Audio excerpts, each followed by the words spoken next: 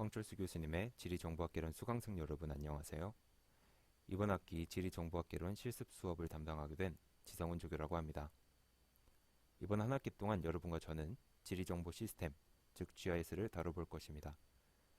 내용은 오늘 배우게 될 기초적인 것부터 시작해서 우리가 흔히 말하는 공간 분석이란 어떤 것인가 가볍게나마 느껴볼 수 있는 정도의 실습까지 진행해 보려고 합니다. 우리가 이용하게 되는 대표적인 GIS 프로그램으로는 S3사의 ArcGIS와 오픈소스 기반의 QGIS가 있습니다. 이번 학기는 지금까지 써왔던 ArcGIS 대신에 QGIS를 다뤄보려고 합니다. 오픈소스 기반의 프로그램이기 때문에 인터넷에서 별도의 구매 결제나 번거로운 라이센스 검증 과정 없이 이용할 수 있다는 장점이 있습니다. 그렇다면 QGIS 홈페이지에 접속해서 한번 설치해 보도록 하겠습니다. 인터넷 브라우저 주소 검색창에 qgis.org를 검색해 접속해 보겠습니다. 접속하게 되면은 오픈소스 지리정보 시스템 QGIS를 무료로 배포하고 있는 사이트로 접속하게 되는데요. 그래서 좌측 하단에 지금 다운로드 버튼을 클릭해서 설치 페이지로 넘어가 보도록 하겠습니다. QGIS를 설치할 때 여러분이 사용하고 있는 PC의 운영체제를 먼저 살펴볼 필요가 있습니다. 먼저 본 쪽에 PC는 윈도우 10의 운영체제를 갖고 있기 때문에 윈도우용 다운로드 파일을 받도록 하겠습니다. 그리고 학생 여러분이 헷갈릴 수 있는 것 중에 하나는 64비트 버전을 설치해야 되는지 32비트 버전을 설치해야 되는지인데요. 이 부분은 윈도우 그 제어판에 들어가서 시스템 및 보안 그리고 시스템 창에 들어가서 이 부분을 확인하면 됩니다.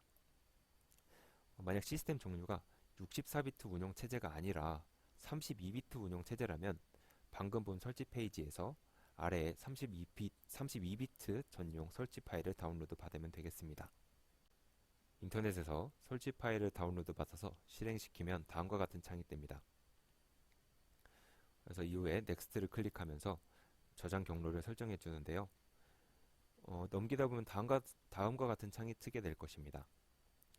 이 부분은 샘플 데이터를 받을 것이냐 묻는 창인데요. 본 실습에서는 수업 이전에 미리 그 샘플 데이터를 미리 제공해 드릴 예정이기 때문에 굳이 파일을 다운로드 받을 필요는 없겠습니다. QGIS를 처음 킬 경우 보이는 화면은 다음과 같습니다. 인터페이스를 먼저 살펴볼게요. 먼저 화면 정면에 가장 크게 보이는 부분을 우리는 맵 캔버스라고 부릅니다.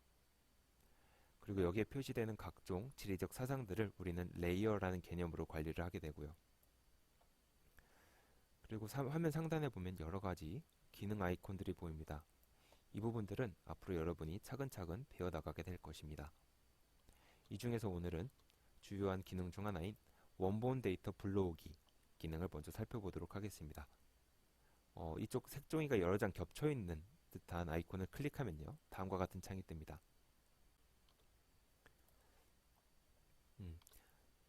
데이터 소스 매니저라는 창이 뜨게 되는데요.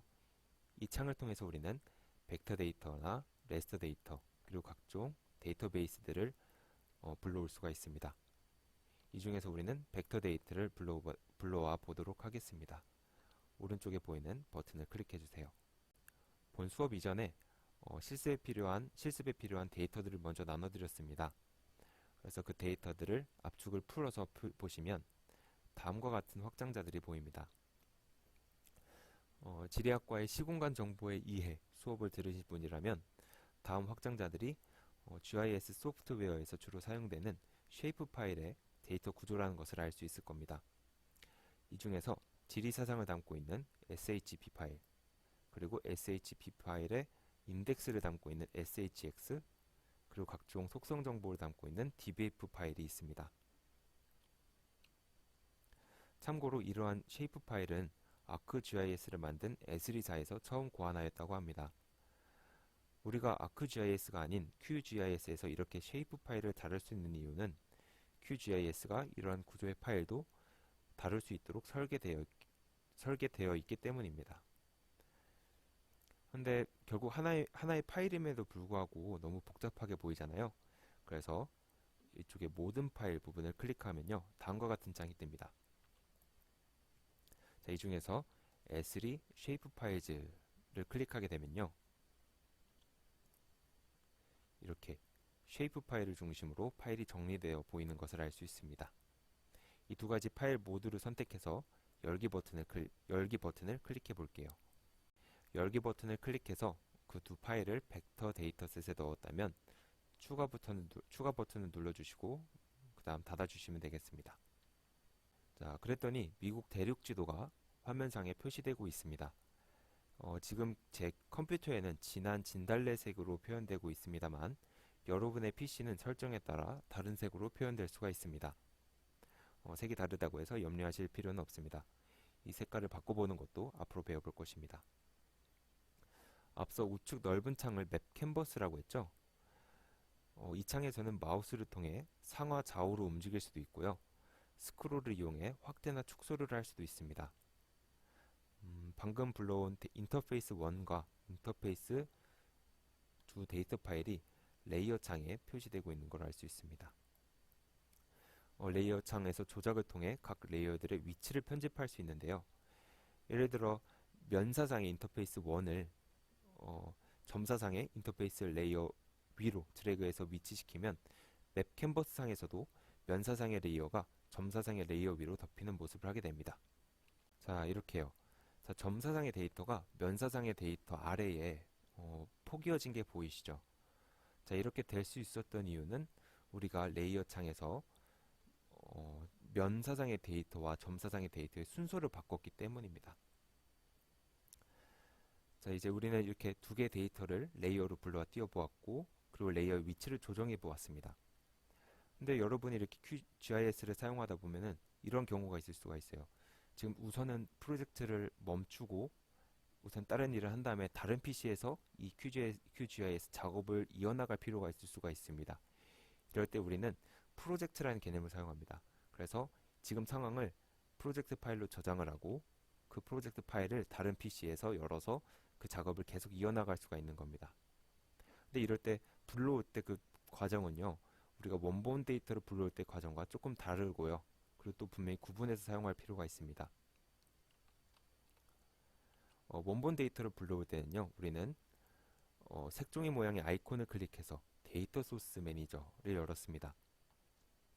하지만요, 프로젝트 파일을 열 때는요, 그 위에 줄 폴더 모양을 열고 그리고 QGIS 프로젝트 파일 확장장의 명에 맞는 파일을 불러와서 열게 됩니다. 자, 그러면 이제 주제를 바꿔서 제목, 범례, 축적, 방위 등과 같이 기본적인 구성 요소를 갖춘 지도를 한번 만들어 보겠습니다. 먼저 지도를 캔버스상에 보기 좋게 위치시킨 다음에 상단에 프로젝트를 클릭해 봅니다. 그러면 아래와 같은 창이 뜰 것이고요. 여기서 새 인쇄 레이아웃을 한번 클릭해 보겠습니다. 그래서 이름을 한번 입력하고요. 그러면 레이아웃 커다란 창이 뜨게 되는데요. 여기서 우리는 맵 추가 버튼을 클릭해서 아이콘을 누르고 그리고 화면에 맞춰 드래그를 할 것입니다. 자, 그렇게 하면 다음과 같이 이전 맵 캔버스에서 우리가 보았던 지도가 추가됩니다. 비슷한 방식으로 제목, 범례, 축적, 방해들을 추가해 볼 건데요. 그 방법은 방금 맵 추가를 했던 것처럼 좌측에 아이콘들을 클릭해서 지도상의 적절한 위치에 드래그해서 자리를 잡으면 되겠습니다. 먼저 라벨 아이콘을 클릭해서 지도의 적절한 위치에 라벨을 붙여 보았습니다. 그리고 각각의 구성 요소는요, 이렇게 우측 창에서 속성 정보를 관리하고 또 편집할 수가 있습니다. 그래서 각각의 버튼을 클릭해서 라벨, 방위 표시, 그리고 범례, 그리고 축적 등을 적절한 위치에 드래그해서 자리를 잡으면 되겠습니다. 이렇게 기본적인 구성이 갖춰진 지도가 완성되었는데요. 이 결과물을 이미지 파일로 내보낼 수 있습니다. 상단 바의 레이아웃 창에서 이미지로 내보내기를 클릭해서 JPEG, PNG 등의 이미지 파일 유형으로 저장할 수가 있습니다. 이제 레이아웃 창을 닫고 본래 프로젝트 창으로 돌아가 봅시다. 자, 이 시점에서 이미지 결과물이 아니라 이 지도의 구성을 갖춰가는 과정을 저장하고 싶다면 아까 설명드렸듯이 프로젝트를 저장을 하면 됩니다. 프로젝트를 저장할 때는요, 다음과 같은 플로피 디스크 모양의 아이콘을 클릭해서 저장을 하면 되겠습니다. 이때 파일의 저장자 유형은요, QGZ 혹은 QGIS 파일 유형 등이 있습니다. 자, 그러면 이제 심볼을 변경해 봅시다. 우선 레이어에서 인터페이스 1 레이어를 더블 클릭해 보겠습니다. 자, 그러면 이렇게 레이어 속성창이 뜨는데요. 가장 먼저 뜨는 화면은 이 데이터가 어떤 유형이고 어떤 좌표계를 이용하는지, 그리고 어떤 유형의 필드를 갖고 있는지 등의 정보가 나타냅니다. 여기서 우리는 좌측에 심볼 아이콘을 클릭해 보겠습니다. 지금 우리가 보고 있는 지도의 색이 단색인 이유는 심볼이 단일 심볼로 설정되어 있기 때문입니다. 이를 어떻게 설정하느냐에 따라 단계 구분도로도 표현이 가능한데요. 먼저 속성 값을 살펴보면서 단계 구분이 가능할지 살펴볼게요. 창을 닫고 인터페이스 1의 속성 창을 열어봅니다. 레이어 창 인터페이스 1에 마우스 오른쪽 클릭을 해서 속성 테이블 열기를 클릭하면 되겠습니다. 속성 필드를 확인해 보니 인터페이스 1 데이터의 면사상들은 미국의 각 주별로 객체들이 구분되어 있음을 알 수 있습니다. 필드를 살펴보면 주의 이니셜 그리고 주의 인구 등이 인구 등의 속성 정보를 담고 있네요. 여기서 한 가지 팁을 드리자면 GIS를 이용할 때 단축키를 사용하면 작업하기에 훨씬 수월해집니다. 마치 엑셀처럼요. 방금 속성 테이블을 열 때 마우스 오른쪽 클릭을 한 뒤 마우스를 내려서 속성 테이블 열기를 클릭했잖아요.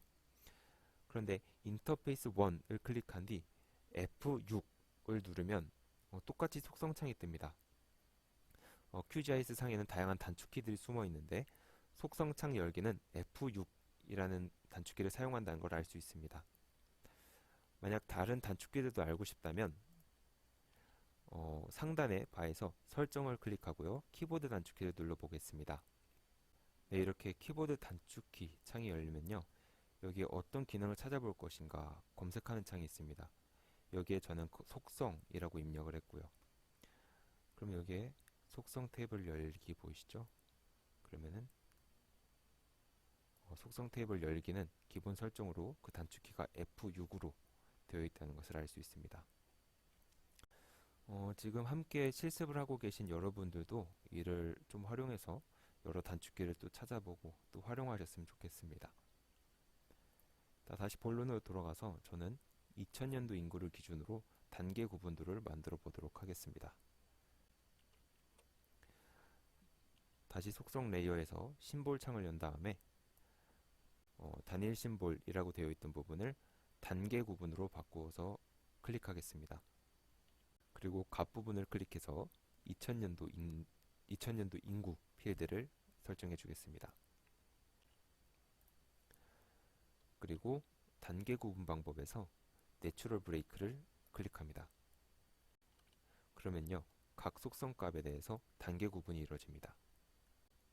그랬더니 이렇게 2000년도 기준으로 미국 본토 대륙의 각 주의 단계 구분도가 표시되었습니다. 캘리포니아, 텍사스, 플로리다, 뉴욕주에서 인구가 많다는 것을 알 수 있네요. 자, 여기까지 실습을 따라오시느라 고생 많으셨습니다. 실습은 여기까지인데요. 지금까지의 과정을 프로젝트로 저장하고 싶다면 프로젝트 파일은 지금 레이어상에 띄워놓은 원본 지도들과 원본 데이터들과 같이 저장해 주는 게 좋아요.